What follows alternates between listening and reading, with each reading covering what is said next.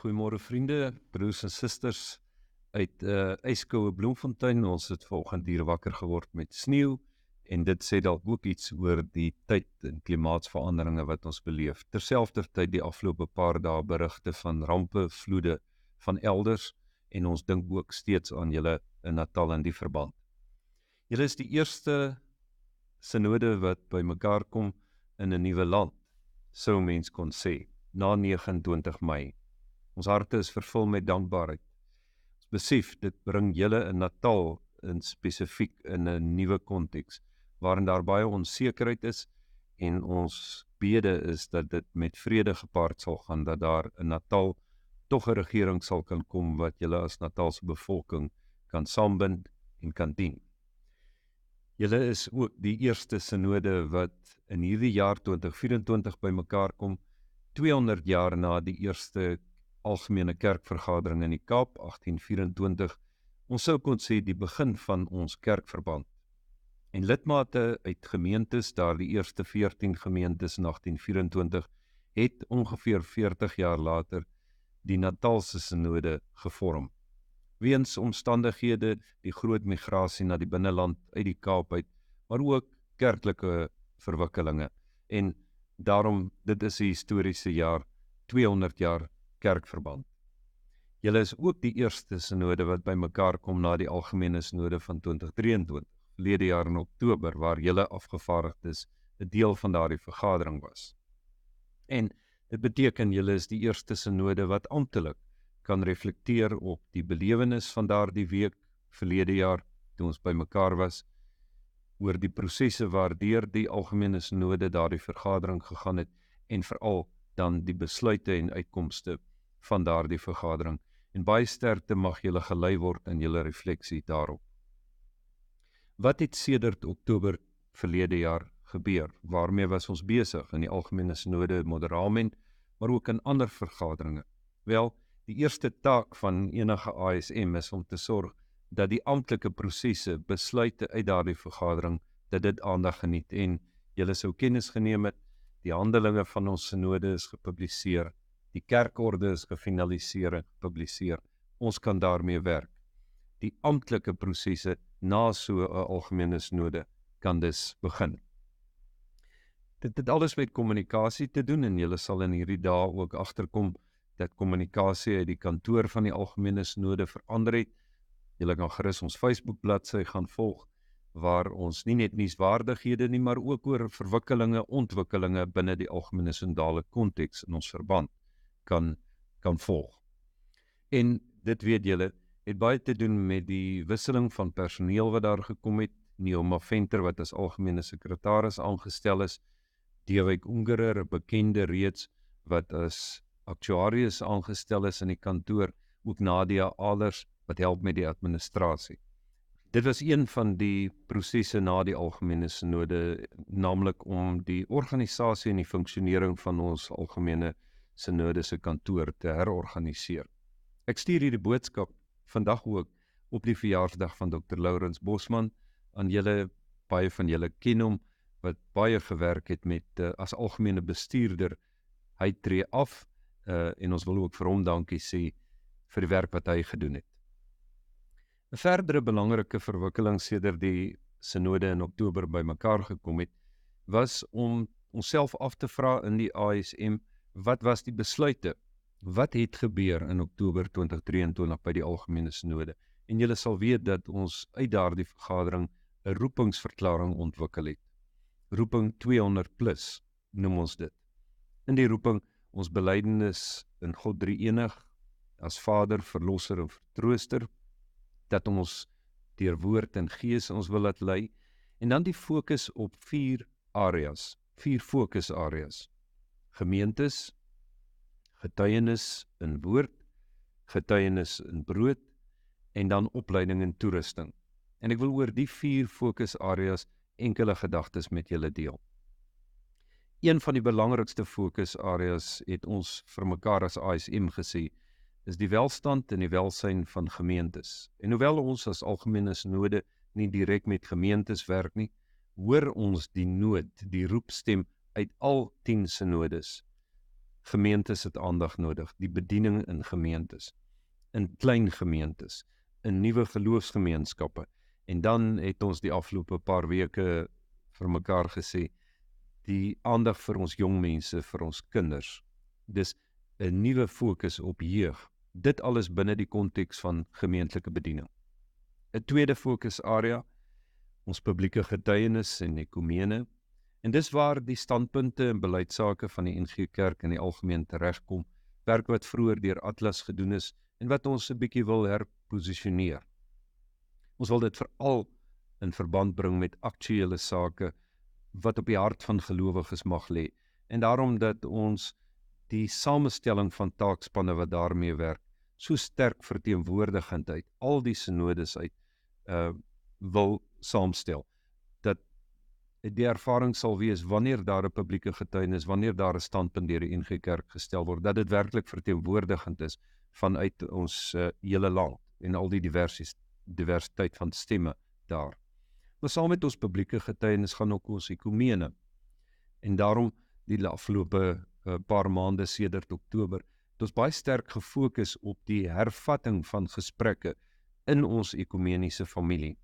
Naby, wil 'n mens sê, met die VGK, hulle het in Durban by mekaar gekom vir hulle 30 jaar vieringe sedert 1994, was 'n baie groot voorreg om by julle in Natal te wees in daardie opsig, en dankie ook aan die rol wat Frans Netling in die verband gespeel het. Maar ons het besef, hier naby ons in ons NG huishouding, in ons familie, dis nodig om ons gesprekke met mekaar te hervat. Die gesprek oor ons kerklike eenheid is hoog op die agenda. En vir julle in Natal spesifiek ook met die Reformed Church in Africa. Daar kan julle 'n groot rol speel in belang van Reformed Church in Africa gemeentes wat regdeur ons land versprei is en met wie ons graag deur hulle synode ook in verband wil staan. Ons het intussen baie goeie gesprekke met die Hervormde Kerk gehad, waaruit die nood van gemeentes ook opgeklink het, bediening in gemeentes, en ons wil graag met die Hervormde Kerk daardie pad loop. Binne die tussenkerklike raad, waar ons ook met die gereformeerde kerke en met hulle deputate ook al 'n gesprek gehad het. Dis kortom ons tweede fokusarea, publieke getuienis en ekumene. Die derde fokusarea het ook met ons getuienis te doen, maar kom ons noem dit dan met die broodkant van ons getuienis. Ons noodleniging. Dit het die algemene synode van 2023 duidelik gehoor. Die nood in ons land, en daardie nood neem verskillende gestaltes aan, van armoede en werkloosheid, fisiese nood aan brood, lewensmiddele, tot iets wat in die laaste paar jaar herhaaldelik begin gebeur het. Rampe weens klimaatstoestande, rampe weens die ineenstorting van dienslewering. En die fokusarea en die groep wat daarmee gaan werk, is geweldig enthousiasties om hande te vat, netwerke reg deur ons land te vorm, om te kan respond op sulke ramptoestande. En dan die vierde fokusarea van die algemene synode na 2023 is opleiding en toerusting. Ons besef dat dit nodig is om in gemeentes leierskap te ontwikkel waar lidmate leiding kan neem met al hierdie ander fokusareas, of dit die versorging van die gemeente is, en of dit ons getuienis is, en die vorming van netwerke, en of dit ons reaksie is op nood. Oral het ons goeie leierskap nodig, sowel in leraars, predikante, as in diensleraars, bedienaars, en in alle ander vorme ook, kategete, lidmate wat kan leiding neem. Dis opleiding en toerusting 'n groot fokusarea vir ons. Weer 'n keer, die taakspanne wat aangewys is om hiermee te werk, is verteenwoordigend saamgestel, van Natal by julle tot in Namibië, reg deur ons land. Ons wil graag op die manier 'n nuwe gestalte gee aan ons algemeen synodale verband. Dan wil ek graag ook iets sê oor ons eenheid, ons interne verhoudinge met mekaar, en dit klink asof daar goeie gesprekke, onder andere by julle in die synode, maar ook reg deur ons land in die verskillende streeksynodes aan die gang is hieroor. Ons moet eerlik wees dat daar in die laaste paar jaar verdeeldheid toegeneem het, verdiep het, oor 'n verskeidenheid van sake. Die NG Kerk was nog altyd 'n kerk met 'n groot diversiteit en dis 'n uitdaging om daardie diversiteit te kan bestuur, ruimte daarvoor te kan gee, maar ook die eenheid, die onderlinge band wat ons met mekaar het, om dit te kan vashou en te kan koester en te laat groei, in belang van ons gemeentes en hoe lidmate dit beleef, maar ook terwille van ons getuienis oor die koninkryk van God in ons land. Dit bly dus 'n uitdaging en ek wil julle daarmee sterkte toewens as 'n synode, maar ook in die ringe. Ons is onder die indruk dat ringe 'n al groter rol gaan speel om ons eenheid en ons diversiteit te kan akkommodeer en te kan bestuur. Ek het vanoggend vroeg, toe ek gedink het oor hierdie vergadering, wakker geword, om een of ander rede, dis hoe dit dikwels gebeur, met Psalm 127 in my gedagtes. En ek wil graag my boodskap aan julle afsluit, deur net die eerste paar verse van Psalm 127 te lees. Is 'n pelgrimslied, dit weet julle. As die Here die huis nie bou nie, soeg die bouers te vergeefs daaraan. As die Here oor die stad nie wag hou nie, bly die wagte te vergeefs wakker. Te vergeefs dat julle vroeg opstaan, eers laat tot rus kom, kos eet wat moeisaam verkry is, net sowel gee hy dit aan sy geliefdes in die slaap. Ons weet dat die huis waarin ons woon, die huis van die Here is. Nog sterker stel Paulus dit. Ons is die huis van die Here, die gebou van God. Nie 'n fisiese gebou nie, maar dis die geestelike eenheid wat ons as kerk is. En Psalm 127 sê oor daardie huis, dis net die Here wat dit kan bou. Ons weet, as dominees, as kerkraadslede, ons gaan slaap dikwels laat, ons staan vroeg op. Psalm 127 sê, die Here bou daardie huis, die Here bewaak die stad. Mag dit waar wees van ons as kerkverband, van julle as synode, maar ook in elke gemeente, dat ons hom ten diepste vertrou.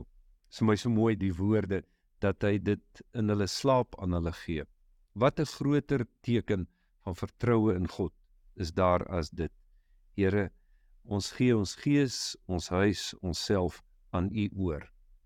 Ek wil julle herinner aan wat die Heidelbergse Katekismus oor die kerk sê. Wat glo jy van hierdie een heilige algemene Christelike kerk? Dat die Seun van God vir hom deur sy woord en gees in die eenheid van ware geloof, van die begin van die wêreld tot die einde toe, 'n kerk bymekaar maak, vergader, beskerm en onderhou. Julle is die eerste synode na Pinkstersondag 2024. Mag julle ervaar dat God deur sy gees julle in hierdie dae lei en opbou, as sy verband, as ringe en as gemeentes. Hartlike groete.